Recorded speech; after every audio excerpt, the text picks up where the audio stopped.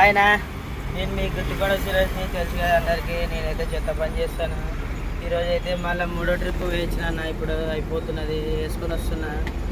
ఇట్లా ఈరోజు అయితే 3వ ట్రిప్ పడింది అనమాట. మొన్న నైట్ 7 గంటల వరకు పడింది. ఈరోజు అయితే పొద్దుగలగా అయిపోయింది, 4 గంటలకే అయిపోతున్నది పని అయితే. అందుకే ఈరోజు అయితే నాకైతే సంతోషంగా ఉంది. ఇప్పుడు బండి కాల్ చేసుకుని ఇంటికి బాగా ఫ్రీగా స్నానం చేసి పనుకుంటే మస్తు ఫీల్ ఉంటుంది. అయినా కానీ మన సొంత పని మనం చేసుకున్నామంటే ఎంత హ్యాపీ ఉంటుంది కదా. ప్రతి ఒక్కరైతే ఒక్కరి కింద బానిసలా బతకడం కన్నా మన సొంత పని రోజుకు ఒక 500 వచ్చినా చింతలే, కానీ ఒకరి కింద బతికే కన్నా మన సొంత పని మనం చేసుకునేది చాలా బెస్ట్ అన్న.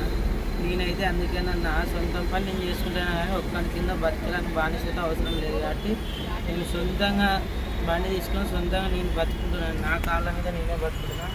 అందుకే ప్రతి ఒక్కరు కూడా అట్లా ఎవరు ఒకరి కింద అయితే బతకకన్నా, ఎందుకంటే మనం బానిసలం అయిపోతామన్న.